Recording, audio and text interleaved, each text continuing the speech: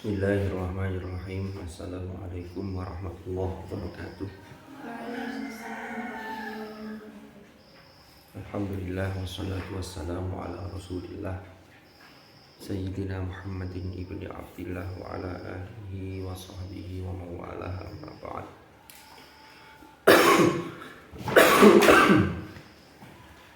Ila hadratin Nabi Mustafa Muhammadin sallallahu alaihi wasallam wa ila hadrati ikhwanihi minal anbiya wal mursalin sahabati wat tabi'in wal ulama'il amilin wal musannifin wa a'immatil mujtahidin wal qurra wal mufassirin wal khususan ila al-imam Ibnu Zakaria Yahya bin Syaraf an-Nawawi asy-Syafi'i wa ila jami'i asatidatina fi ta'limina wa ta'allumina wa nakhussu ala hadhihi niyah. Nah, majlisana hadha majlisan ilm, majlisan nafi'an mubarakan fi din wa din wa akhirah ala hadhihi niyah. Al-Fatihah. Bismillahirrahmanirrahim. Alhamdulillahi rabbil alamin. Ar-Rahmanir Rahim.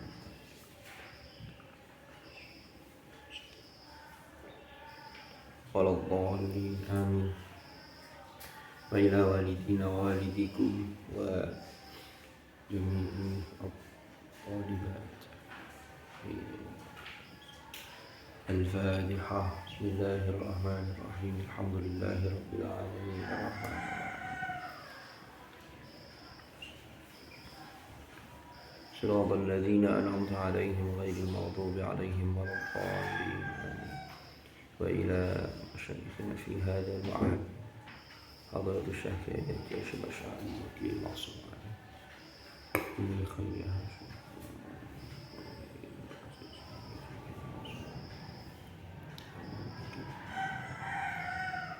وجميع مشايخنا وأساتذتنا في هذه المؤسسة لهم الفاتحة. بسم الله الرحمن الرحيم. الحمد لله رب العالمين الرحمن الرحيم إياك نعبد وإياك نستعين اهدنا الصراط المستقيم صراط الذين أنعمت عليهم غير المغضوب عليهم آمين. بسم الله الرحمن الرحيم. Sampai apa sekarang?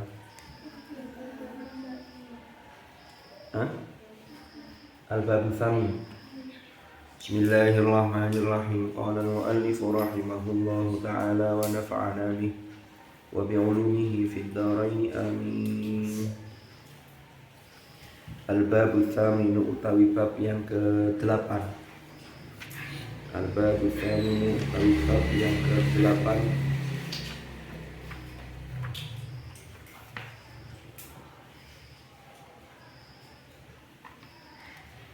Al-Bab Tsani utawi bab yang ke-8.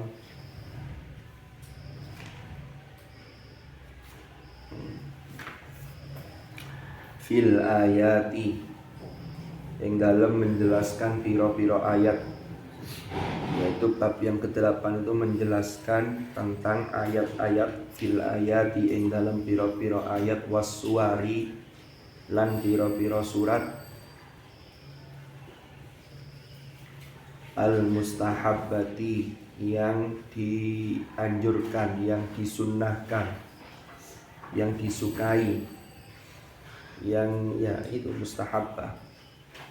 Fi awqatin, dalam beberapa waktu, ing dalam piro-piro waktu, wa ahwalin, dan piro-piro keadaan.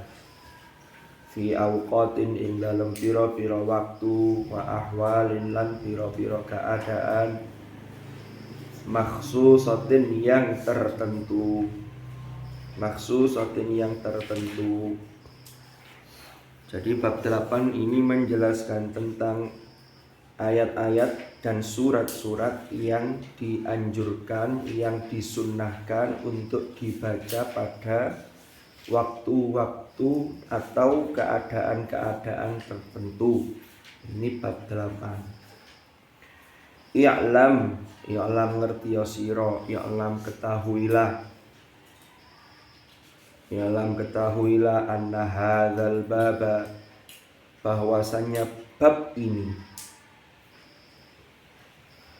I'lam, ketahuilah, anna hadzal bab, bahwasannya bab ini, pembahasan ini, iku wasi'un, luas, iku wasi'un, luas, jiddan, banget, maksudnya sangat luas, jiddan, sangat atau banget.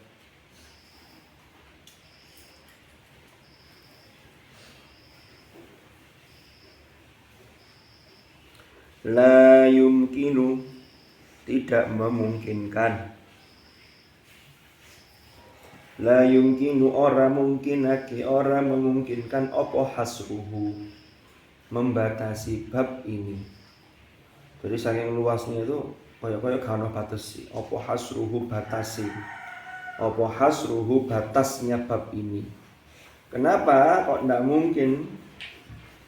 Nggak mungkin ada batas, ya karena saking luasnya.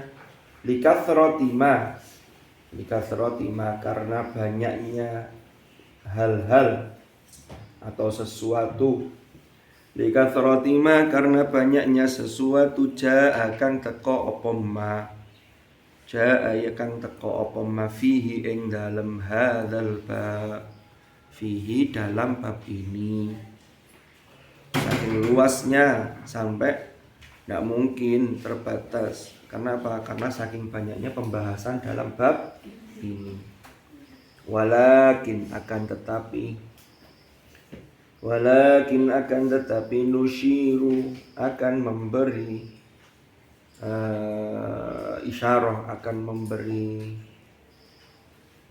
informasi, sopo kami mu'alif akan memberi isyarat, petunjuk. Walakin, akan tetapi nusyiru, akan memberi petunjuk sopo kami ila aktsarihi,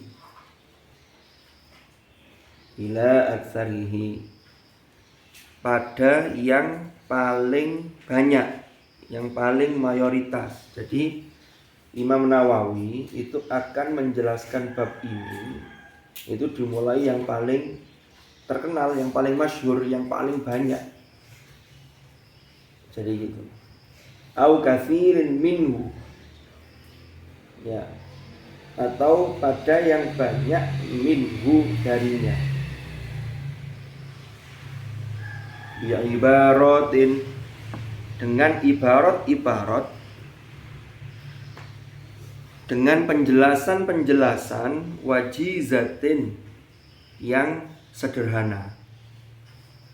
Jadi bab ini luas, tapi kami berusaha untuk memberikan informasi atau menunjukkan ini yang paling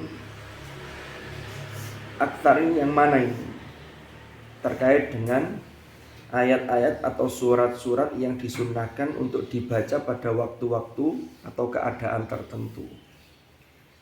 Tapi tentunya dengan penjelasan yang sederhana. Jadi biar tidak terlalu menyulitkan. Ini kata Imam An-Nawawi. Fa inna aktsaral ladzina dzkuruhu fihi, maka sesungguhnya mayoritas sesuatu yang akan kami sebutkan di dalamnya, maka sesungguhnya mayoritas yang akan kami sebutkan di dalamnya, aktsarul ladzi nadzkuru, yang menjelaskan atau menyebut sapa kami hu ing alladzi fihi ing dalam hadzal bab, iku ma'rufun, dikenal, ma'rufun, terkenal, ma'rufun, sudah diketahui. Kebanyakan yang akan kami jelaskan ini sebenarnya sudah banyak diketahui oleh siapa? Lil khossati, bagi orang tertentu, wal amati, dan orang awam. Jadi baik orang tertentu atau orang awam itu sudah banyak yang tahu, tinggal nanti mungkin dasarnya, landasannya, dalilnya.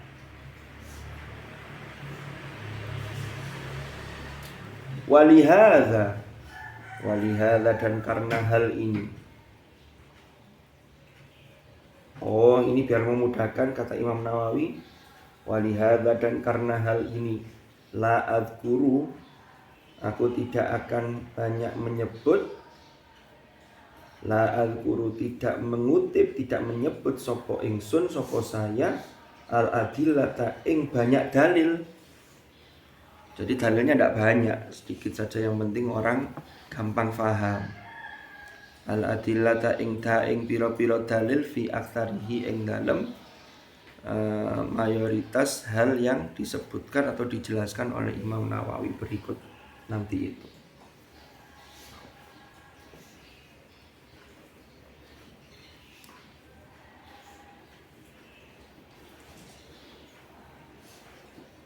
Ada yang ketinggalan?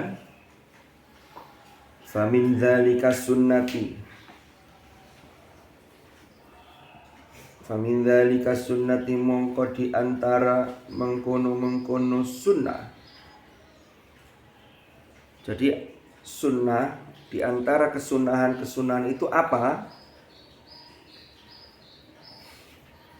Yang pertama adalah kasratul i'tina'i. Kasratul i'tina'i bitilawatil Qur'ani fi syahri Ramadhana. Kasratul i'tina'i utawi memperbanyak nemen-nemeni. I'tina itu nemen-nemeni, serius. Bitilawatil Qur'ani, kelawan membaca Al-Qur'an. Fi syahri Ramadhana, ing dalam bulan suci Ramadhan.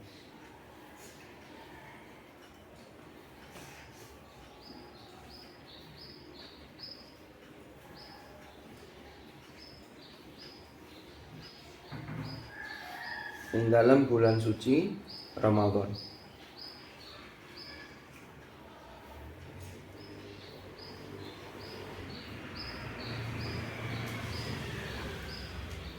Jadi di bulan Ramadan itu malaikat Jibril itu mendatangi Rasulullah. Maka setiap malam itu di bulan Ramadan itu fayudari suhul Quran, itu saling bermudarosah, tadarus. Jadi saling Jibril itu menyimak kembali hafalannya Rasulullah Sallallahu Alaihi Wasallam. Kenapa kok di bulan Ramadan itu sangat-sangat dianjurkan untuk banyak membaca Al-Quran? Karena Al-Quran itu turunnya fi Lailatul Qadar. Lailatul Qadar itu hanya ada di bulan Ramadan. Jadi kalau ada yang tanya, ini yang maksudnya Lailatul Qadar itu turunnya yang kapan? Ini mungkin pernah saya jelaskan, tapi saya ulang biar tidak lupa. Quran itu kalau di dalam kitab-kitab ulumul Quran penjelasannya, ini pernah saya sampaikan dulu. Turunnya Al-Quran itu jangan dibayangkan seperti turunnya makhluk, sesuatu yang dibuat. Contohnya ini benda, ini barang, ya. Selamat Hari Raya Idul Fitri. Belum Ramadan sudah Idul Fitri aja. Tapi tahunnya 1442. Sekarang 14 berapa? 44. Cepat ya. Kalau benda ini ada di atas meja, lalu saya turunkan ke sini, ada nggak di atas meja? Nggak ada, karena dia sudah berpindah tempat, namanya turun. Kalau saya naik bis, saya turun dari bis, maka saya tidak lagi ada di bis karena sudah turun. Maka untuk memperlakukan Al-Quran yang disebut dengan nuzulul Quran, itu jangan diartikan turun seperti makhluk. Makanya dalam ulumul Quran itu dijelaskan turunnya itu i'lam. I'lam itu a'lama yu'limu i'laman. I'lam itu proses pemberitahuan Allah agar makhluknya itu tahu. Ar-Rahman 'allamal Qur'an. Sehingga kalau Al-Quran itu i'lam, maka yang di lauh mahfud, bal huwa Qur'anum majid fi lauhim mahfud, itu tetap terjaga. Itulah yang di lauh mahfud itu, kata ulama Ahlus Sunnah wal Jamaah, Ini namanya kalam nafsi. Kalam nafsi itu kita tidak bisa menjangkau, mengakses ke sana, tidak bisa. Itulah yang disifati dengan kalam yang bila harfin wala sautin, tanpa huruf, tanpa suara, karena tidak bisa mengakses itu. Karena Allah kasih sayang ke manusia, maka Allah informasikan Al-Quran itu. Pertama turunnya itu dari Lauh Mahfudz ke As-Sama'id Dunya. Itulah proses anzala. Maka turunnya namanya Inna anzalnahu fi lailatul qadr. Dikawal oleh sekian banyak malaikat, dipimpin oleh tanazzalul malaikatu warruh. Ar-ruh itu malaikat Jibril. Berdasarkan ayat yang lain dalam surah Asy-Syu'ara, nazala bihir ruhul amin. Itu nanti yang fase berikutnya. Ala qalbika litakuna minal munzirin. Baca. Sampai di As-Sama'id Dunya, ini dikawal betul karena ini kalamullah. Baru dari As-Sama'id Dunya. Jadi turun yang dari Lauh Mahfudz ke As-Sama'id Dunya. Ingat ya, kalau saya sebutkan turun, jangan dibayangkan seperti turunnya makhluk. Beda. Jangan tanya kaifiyahnya. Yang jelas bukan seperti turunnya makhluk. Kaifiyah itu lucu. Apa caranya mudunin? Kita tidak mampu, nalar kita menjangkau itu. Itu bukan wilayah akal, tapi wilayah hati untuk mengimani. Sama kayak peristiwa Isra Mi'raj. Itu wilayah keimanan. Karena kalau akal tidak mungkin bisa memahami dengan kecepatan sekian, tidak sampai semalam. Itu bisa menembus 7 langit, melewati, diperjalankan dari Al-Masjidil Haram ke Al-Masjidil Aqsa dengan kecepatan segitu. Itu kalau masih wujudnya kalau dirasionalkan, umpama fisiknya itu ya sudah terbakar. Tapi kan pendekatannya iman. Jadi dalam beragama itu tidak murni pendekatan rasional. Karena kalau hanya rasional itu jadinya kayak Abu Jahal. Dia tidak mau kalau tidak rasional, saking pinternya itu ya. Sehingga yang sifatnya keimanan dia tolak, dia tidak mau beriman. Dia hanya rasionalis murni. Justru karena dia rasionalis murni saking pinternya, tapi karena tidak memfungsikan hatinya dengan pendekatan keimanan, maka dia dijuluki mendapatkan lakop Abu Jahal. Bapaknya kebodohan. Jangan dibayangkan Abu Jahal itu tidak pernah sekolah di MTS, tidak pernah aliyah, tidak pernah kuliah di Unhas. Terus bukan. Abu Jahal itu orangnya pinter kalau secara akal. Tapi itu tadi, ternyata jahal itu kebodohan, kegelapan itu pendekatannya lebih pada orang yang jauh dari agama, nggak mau menggunakan pendekatan iman. Oke. Makanya masa jahiliyah itu kan orangnya pinter-pinter secara ilmu, hafalannya kuat-kuat, hafalan syair. Tapi itu tadi, perilakunya, norma-norma yang dianut itu sudah banyak jauh bertentangan dari agama. Oke, kita lanjutkan. Ketika turun itu, itulah yang namanya Inna anzalnahu fi lailatul qadr. Dalam Ad-Dukhan, Inna anzalnahu fi lailatin mubarakatin inna kunna munzirin. Turun sekaligus. Itu Lailatul Qadar. Lalu turun lagi secara berangsur-angsur itu dari As-Sama'id Dunya, ya. Di satu namanya Baitul Izzah diturunkan kepada Rasulullah. Itulah yang turun berangsur-angsur. Yang turun pertama 5 ayat dari surah Al-Alaq. Itu bulan Ramadan. Lepas turun itu Lailatul Qadar juga. Malam kepastian, malam kemuliaan. Nah baru setelah nanti Al-Quran turun sempurna, Al-Quran yang turun ayat berikutnya tidak hanya bulan Ramadan, tapi secara berangsur-angsur. Bisa di bulan lain. Bahkan ada yang ketika Nabi itu sedang perjalanan, ada yang ketika Nabi sedang berada di Mina. Sehingga tidak hanya Nabi itu berada di Makkah Madinah. Makanya pengertian yang paling banyak diikuti ulama, Makkiyah itu apa, Madaniyah itu apa, bukan ayat yang turun di Mekah atau di Madinah, tapi periodisasi. Kalau Makkiyah berarti Nabi turun qoblal hijrah. Kalau Madaniyah berarti ayatnya turun ketika Nabi setelah hijrah. Sehingga waktu. Makanya sebelum hijrah itu namanya periode Makkah, setelah hijrah periode Madinah. Kok Nabi pas sedang berada di Mina, Mina itu kan bukan Mekah. ya kan? Maka namanya tetap Makkiyah, karena tidak ada ayat minayah, ya ada minayah tidak ada. Ya tetap Makkiyah kan, makanya itu klasifikasi dari sisi tinjauan waktu. Ini yang paling banyak diikuti ulama. Jadi turun. Nah ketika turun fase kedua, tahap berikutnya, ada yang bilang ini fase ketiga, itu namanya kalam lafzi. Kalam lafzi disampaikanlah oleh Rasulullah kepada umatnya, sampai ke kita, dari generasi ke generasi. Jadi Al-Quran itu turunnya yang jelas, yang pertama turun dalam konteks anzala itu jelas di bulan Ramadan, karena jumlatan wahidah, turun sekaligus. Lalu turun pada fase berikutnya itu dicicil. Dicicil itu ya tergantung kebutuhan. Ya, itu yang turun pertama 5 ayat dari surah Al-Alaq itu di bulan Ramadan. Ayat yang lain ada yang di bulan Ramadan dan ada yang di luar bulan Ramadan. Jadi bulan Ramadan itu menjadi satu hal yang istimewa karena di situ diturunkan Al-Quran. Paham? Jadi pokoknya yang terkait dengan Al-Quran itu jadi mulia.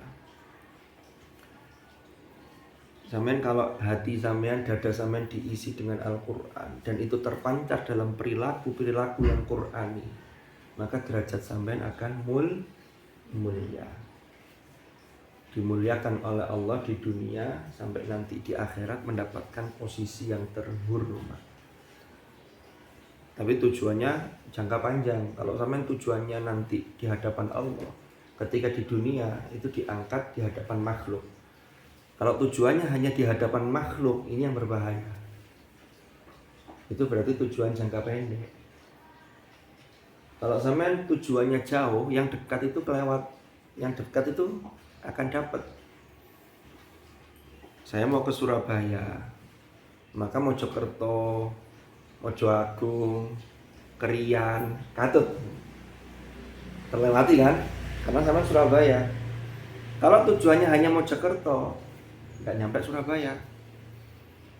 Jadi tujuannya yang jauh, yang lain-lain itu akan katut nanti, gitu. Tujuannya menghafal Quran karena mendaftar sebagai orang-orang yang terlibat dalam penjagaan kalamullah. Sebagaimana Al-Hijr, inna nahnu nazzalna dzikra wa inna lahu lahafidun. Sekaligus untuk membentengi diri kita. Jadi wong nek duwe Quran itu paling tidak mikir, iya aku itu ngapal Quran, mosok kelakuan saya masih begini, sehingga ada perbaikan. Jangan cuek, malah bagus semua diterabas, ini jangan. Sampean berada di lokal Salsabila, di sini, di Hufat ini, itu harus bisa menjadi percontohan dari yang lain, komplek-komplek yang lain. Oh itu anak Hufat itu kok gitu ya, padahal setoran Quran, lu kan balik Quran ya sing kena. Padahal gara-gara sampean. Seharusnya kan saya sudah di sini walaupun belum menghafal, tapi karena di lokal sini yang tempatnya orang-orang biah yang orang-orang menghafal, yang dekat dengan Quran, yang banyak derasnya, maka mengupgrade diri kita untuk menjadi lebih baik. Itu seharusnya begitu. Sehingga kalau anak sini kok melakukan pelanggaran, itu biasanya stigmanya itu lebih dibanding asrama yang lain. Jangan salahkan, karena Anda itu mulia, karena nempelnya dengan Quran. Sesuatu yang mulia, maka larangannya itu lebih banyak.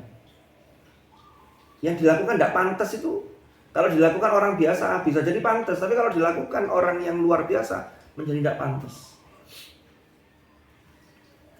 Kalau lokal lain beli es karena saking ngelaknya sambil jalan minum, orang tidak ada yang komentar. Tapi anak lokal sini minum, itu orang Hufat kok ngono sih, lu kan begitu kan?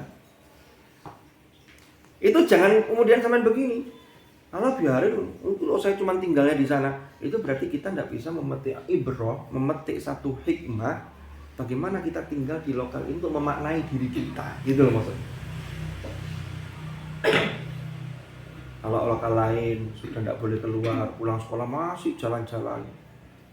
Anak lokal sini itu kalau ketahuan yang lain, kok kok ini.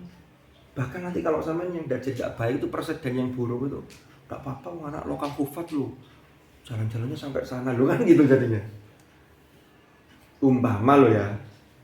Mohon maaf kalau ada kesamaan, ini hanya fiktif belaka. Jadi harus jaga gitu loh. Kenapa? Karena sama ditempeli sesuatu yang mulia.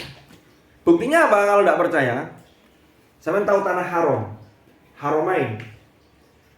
Haram itu lafadznya bisa haram pendek, bisa panjang. Kalau dua tanah suci, Makkah dan Madinah itu disebut al-Haromain. Roknya tidak pakai alif, al-Haromain. Makanya Raja Arab Saudi itu melakopi dirinya itu dengan Khodimul Haromain. Ini pelayan dua kota suci, yaitu Makkah dan Al-Madinah. Ya, masjid yang ada di dalam kota suci yang di Makkah itu disifati Al-Masjid Al-Haram. Ono alifi. Jangan diduga, apa sih maknanya haram ini berarti masjid yang haram. Kok gak masjid halal lain? Umpama lo ya ada pertanyaan begitu. Kan ayatnya jelas, subhanalladzi asra bi 'abdihi lailan minal masjidil harami ilal masjidil aqsa. Roknya ada alifnya enggak? Ada, bukan minal masjidil harami ilal masjidil aqsa. Bukan, tapi minal masjidil harami. Sama enggak? Mufradatnya kosakatanya dengan haram lawannya halal. Sama. Tapi maknanya al-masjid al-haram ini masjid yang kemuliaannya itu sangat tinggi. Sehingga, kenapa kok al-masjid al-haram itu kemuliaannya tinggi? Bayangkan, satu-satunya masjid yang di dalamnya tidak ada sholat sunnah tahiyatul masjid. Loh kok bisa? Karena tahiyatul masjid, penghormatan kepada masjidil haram itu diganti dengan tawaf. Pahalanya jauh lebih banyak. Jadi kalau sampean umroh atau haji datang ke Masjidil Haram, tidak usah sholat, langsung tawaf 7 putaran. Setelah tawaf, sholat sunnah. Setelah tawaf, lurus ambil makom Ibrahim. Kalau bisa, kalau tidak bisa dimanapun tidak apa-apa. Yang penting di dalam Masjidil Haram. Wattakhidhu min maqami Ibrahim musalla. Jadi itu ayatnya untuk menjadikan makom Ibrahim sebagai tempat sholat. Jangan dimaknai ngawur. Jadikanlah makom Ibrahim itu di situ dibikin musola. Bangun musola kayak gini enggak. Musola tempat sholat. Wes ya. Tapi di masjid itu sholat kapanpun boleh, sholat sunnah mutlak. Habis sholat asar, sampai pengen sholat sunnah mutlak, enggak ada masalah, enggak ada larangan. Khusus di Masjidil Haram. Sholat di situ pahalanya 100.000 kali lipat. Dola USA. Coba bayangkan 100.000 kali lipat. Sholat jamaah 27 derajat ditambahi pahalanya 100.000 kali lipat. Lah karena dia ini adalah sesuatu yang mulia, maka yang mulia itu, ini titik temunya antara haram maknanya mulia dengan haram yang larangan. Sesuatu yang mulia itu maka di dalamnya ada banyak larangan. Orang itu kalau sudah niat ihram itu kan dari ahrama yuhrimu ihraman. Labbaik Allahu umrah. Umpama wis niat umroh, sudah niat ihram. Enggak boleh pakai wangi-wangian. Biasanya kalau sampean mau berangkat ke sekolah pakai minyak wangi setengah botol, jangankan setengah botol. Sak srit saja itu bisa menggugurkan ihramnya sampean. Enggak boleh memotong rambut, enggak boleh memotong kuku, enggak boleh mencabut tanaman, enggak boleh merusak tanaman, enggak boleh membunuh, berburu binatang. Kan gitu. Sampai kapan? Sampai selesai proses ihram. Itu di mana? Adanya di tanah haram ihram itu. Karena terkait dengan ibadah. Untuk apa? Untuk menghormati tanah suci. Paham? Banyak cerita kan, ada orang ketika haji pulang itu bawa sesuatu dari tanah haram. Membawa batu, membawa kerikil, dimasukkan tas buat kenang-kenangan. Oh itu ternyata banyak kejadian dan itu real, percaya nggak percaya. Ketika di Indonesia itu ada yang kemudian orangnya tuh kayak linglung, diajak ngomong nggak nyambung, dicari penyebabnya ini kenapa. Ternyata dia bawa batu dari sana, umpama ini batu dari tanah haram, maunya buat kenang-kenangan. Udah boleh, suruh balikin. Kayak pas ada orang umroh dibawain, suruh balikin sana. Ketika dibalikin sembuh. Nah, itu terjadi. Terus di sana ada usaha aneh. Saya dulu pernah ketika jadi petugas haji tahun 2006. Kalian 2006 kelas berapa? Belum lahir. Saya sudah tua berarti ya. Ya memang tua itu tidak bisa ditolak. Karena tua secara umur itu memang sunnatullah. Tapi kalau dewasa itu sebuah pilihan kan begitu. Tua ini guys gak bisa ditolak. Tapi bagaimana tetap tua nggak bisa ditolak, tapi bagaimana kita tetap energik seperti masih muda. Saya lanjutkan. Sampean jangan kuali, sampean jek enom maca itu wae. Lapo-lapo males. Itu berarti itu enom maca itu wae. Ngono kok ono ngono santri ngono. Bangun sudah lemes, gak energik blas. Padahal cek sanawiyah kelas 3, kelas 2. Delok buku ngeluh. Delok Quran ngantuk. Ngono ya Allah. Tapi bukan di sini, tempat lain. Di sini sama ndak ya? Ndak jauh,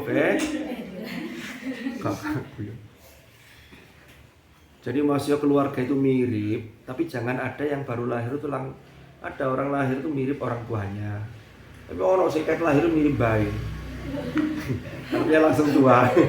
Akhirnya terbawa ketika di pondok itu lahir males lapo-lapo. Tapi wis tuwek diluk-diluk kesel. Nah, cirinya kan begitu. Jadi tulang-tulangnya sudah tidak sekuat ketika masih muda. Loh, orang itu kalau semakin malas bergerak, semakin malas beraktivitas, itu tambah garai gampang kesel. Diluk-diluk kesel.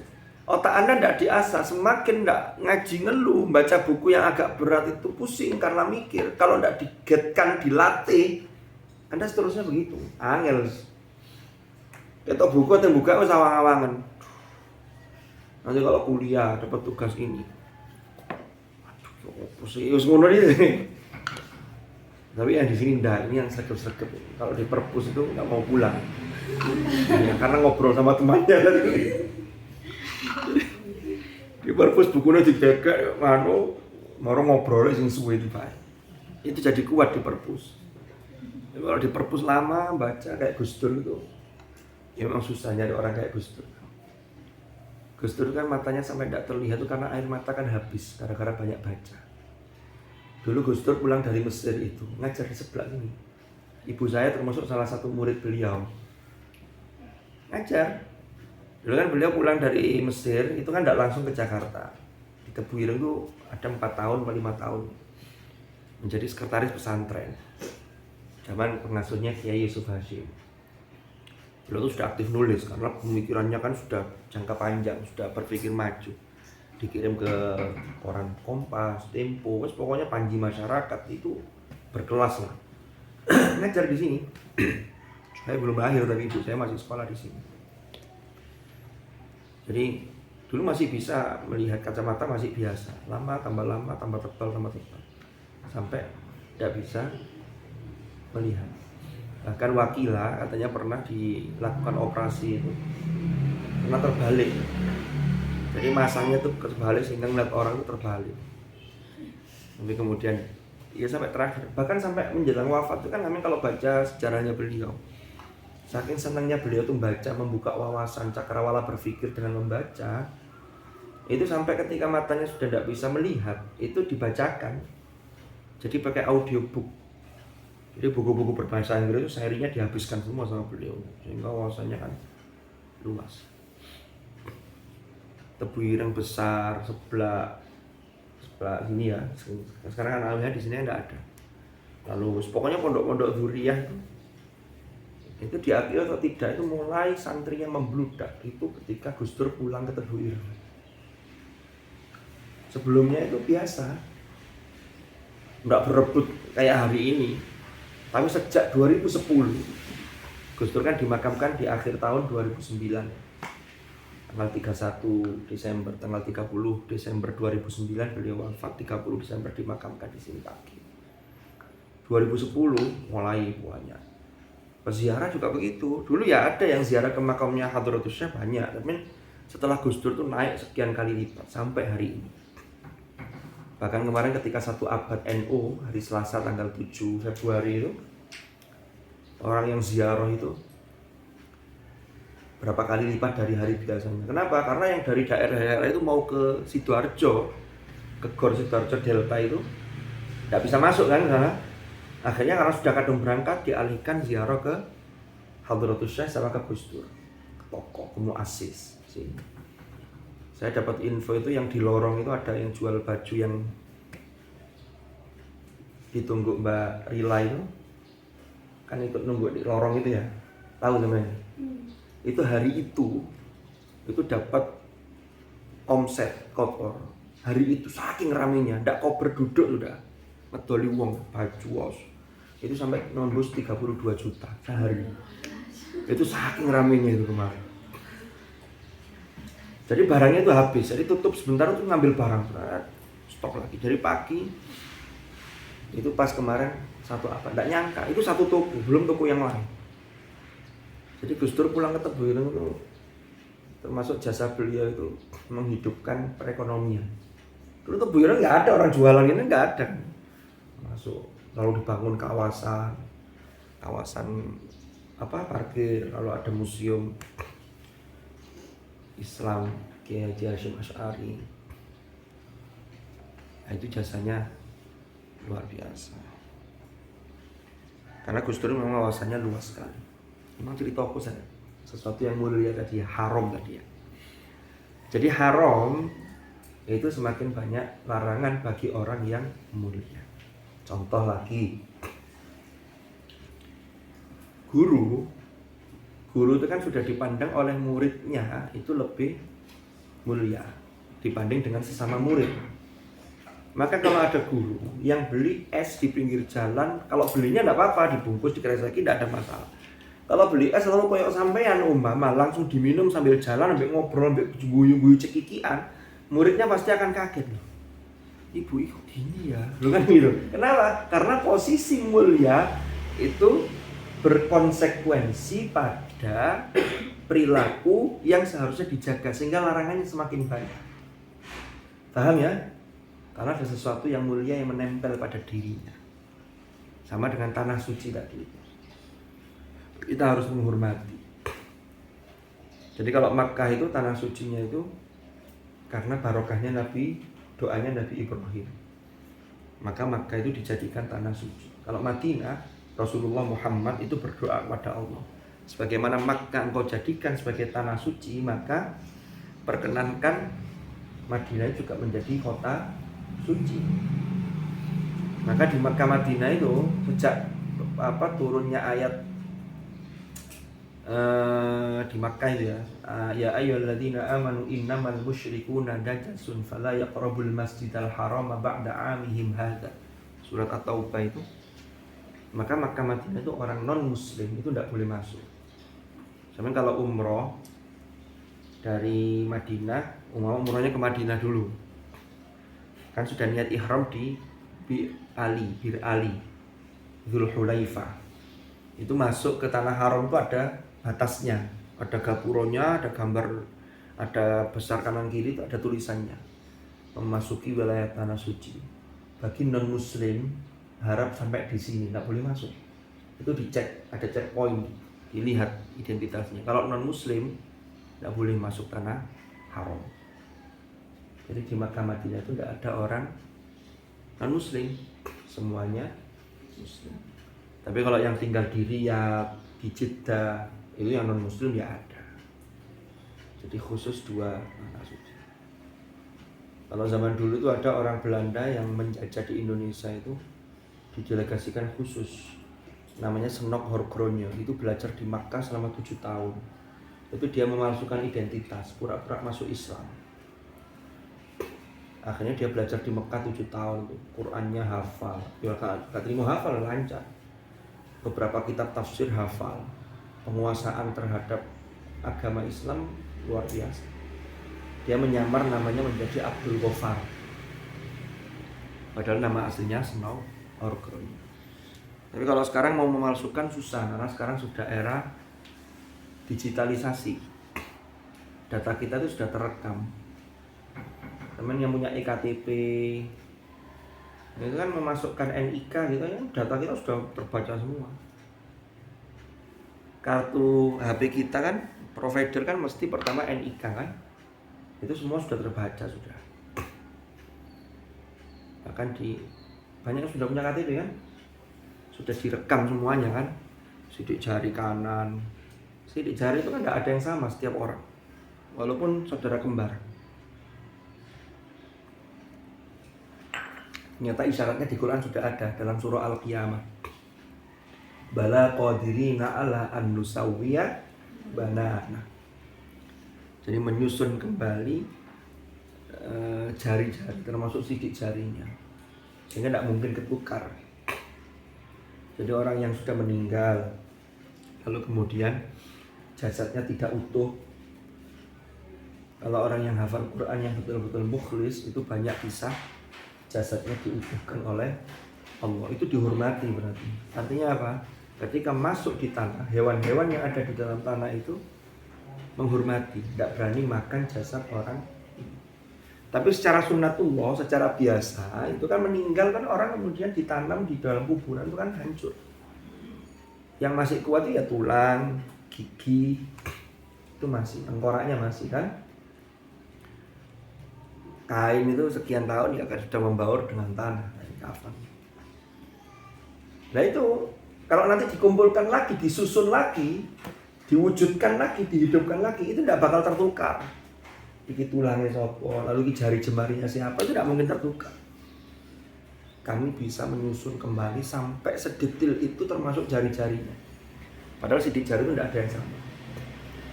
Makanya sampai kalau cap jempol itu kan ada cap jempol ijazah kadang-kadang ya. Jempol apa kaki ya ini. Kaki apa tangan? Tangan ya. Nah, sikil repot nanti. Nah, itu nggak ada yang sama itu. Jadi alat, makanya kemudian teknologinya berkembang. Ada presensi pakai fingerprint. Direkam kan dari kita. Verifikasi sukses. Absen itu loh. Itu kalau diwakili orang lain, masih anak masih kembarane nggak bisa. Karena tidak sama ini. Nek sampean ndelok sekilas cap jempol karena tidak tahu ilmunya, kayaknya bodoh. Jempolnya sapa gak ro, kalau dicek pakai alat terlihat. Apalagi sekarang mau cap jempol sampean itu palsu. Lalu di rekaman EKTP nggak sama. Itu tinggal didit ijazahnya tit loh, jempolnya kok gak podo waktu cap jari. Makanya biasanya cap jari itu walaupun sakit tetap harus yang bersangkutan, tidak bisa diwakilkan kan itu. Kalau tanda tangan kadang masih bisa dipalsu. Ada orang yang ahli palsu tanda tangan sampai mirip begitu. Jangan malsu-malsu, apalagi jadi santri. Malsu perizinan, tanda tangannya dipalsu. Wah, ini jangan. Dulu tanda tangan saya sering dipalsu anak putra dulu. Kalau tidak masuk sakit, tidak berani minta tanda tangan karena sakit saya pura-pura, dipalsu tanda tangan saya. Karena waktu ini kok sering sakit ini, masa apa? Dibawalah surat izinnya oleh wali kelas, saya lihat. Ini kisah tanda tangan saya ini niru dia. Tapi malsu pun itu ternyata masih ada titik-titik yang membuat ketahuan. Itu anak putra kan banyak yang nekat. Kalau anak putri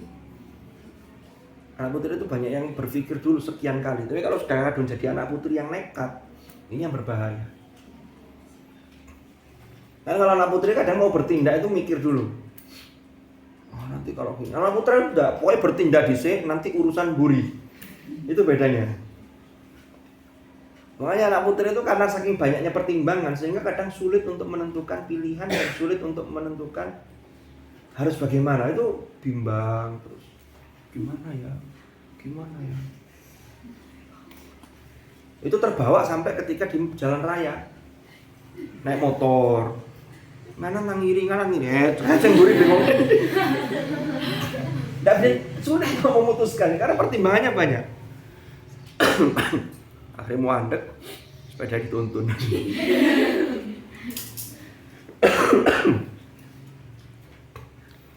Sedikit lagi. Jadi kasratul i'tina bi tilawatil Qur'an fi syahri Ramadan. Ini sangat ditekankan ketika bulan Ramadan. Karena tadi itu Ramadan adalah Syahrun mubarak, bulan yang mulia karena di dalamnya diturunkan wa fil ashril akhir, dan pada 10 hari terakhir minhu, dari bulan Ramadan, aktsaru kelawan luwe akeh. Artinya baca Qur'annya termasuk ibadah-ibadah yang lain di 10 hari terakhir itu justru malah lebih banyak, malah diperbanyak. Ini terjadi apa enggak? Yang terjadi biasanya awal-awal Ramadan sregep, begitu pertengahan dan sampai akhir kadang sregepnya sudah berkurang. Gara-gara apa? Pusing. Pusing kenapa? Padahal bajunya sudah dapat, jilbab yang sama warnanya, yang senada nggak dapat. Padahal lebaran kurang 3 hari, nyari di online nggak dapat, datang ke toko jilbab nggak ada, akhirnya nggak ngaji. Itu pernah terjadi. Oh iya, makanya kalau bisa nyari baju lebaran tuh sebelum Ramadan. Sebelum Ramadan di pondok, ya mungkin nitip di keluarga.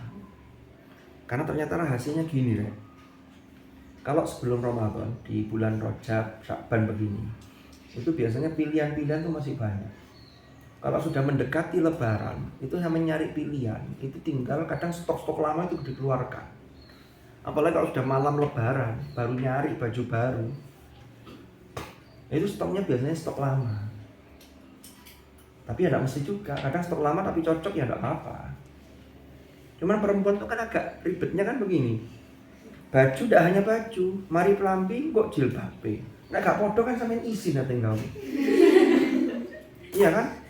Mungkin sampean punya saudara cowok, gak usah repot-repot di jilbabe ireng kok putih. Oh ya mau. Padahal itu ireng putih itu match, mesti cocok itu. Tapi kan tidak keren. Mau golek podo nih. Mbok wis padha nih sak cerita jilbab dijejer nang iki masuk nek ini. Tapi nek iki gak masuk iki kami. Wes. Iku dawa urusane iku. Padahal 10 hari terakhir itu justru harus ibadahnya diperkuat, maca Qur'ane ditambah. Ini gara-gara kurban baju dan jilbab tadi. Masalah jilbab itu pantas-pantesan. Itu belum warnanya ya, belum modelnya. Ada yang pasmina lebih pantas, ada yang slobokan lebih cepat lebih pantas. Ada yang kalau pakai yang gini tidak pede. Aku gak pantas nggak iki, aku pantasan sing iki, tapi warnanya gak ono, kan repot itu. Iki ono warnanya, tapi aku gak pede, gak enak ngene iki. Mau aku isin lho, gak gelem wes. Gak sido Bang. Terus piye?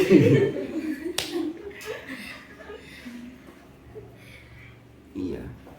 Kalau pakai pasmina ada yang saya lebih pantas, walaupun agak ribet ya. Sudah tak nyokot kemiti, nyokot dom barang. Hati-hati kalau makan. Ono sing enggak mau ribet terus aku slobokan ae pantas gak pantas babah wis ngono wis agak cuek dikit enggak apa. Ya itulah dinamika para ibu-ibu mak-mak ini.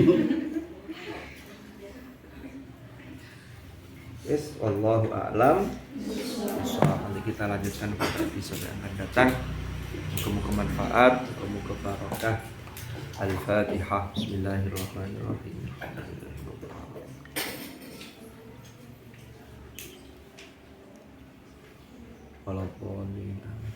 Bismillahirrahmanirrahim. Alhamdulillahirabbil alamin. Hamdan yuafi ni'amahu wa yukafi mazidah ya rabbana lakal hamd.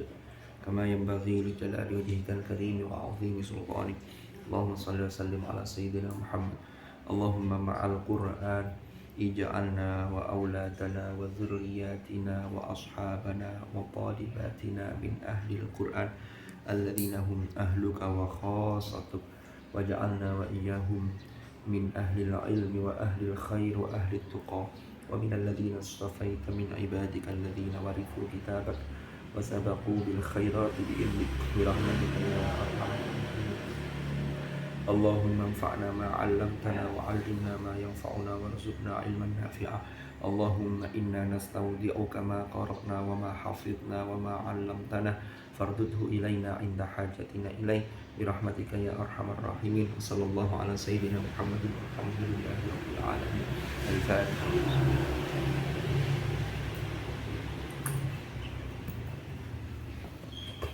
اللهم ارحمنا بالقرآن واجعلنا إماما ونورا وهدى ورحمة. اللهم ذكرنا منه ما نسينا وعلمنا منه ما جهلنا وارزقنا تلاوته آناء الليل وأطراف النهار واجعل لنا حجة يا رب العالمين. سبحانك اللهم وبحمدك أشهد أن لا إله إلا أنت أستغفرك وأتوب إليك. صلى الله على سيدنا محمد والحمد لله رب العالمين. أجعل الله وإياكم أجمعين. العفو منكم. السلام عليكم ورحمة الله وبركاته.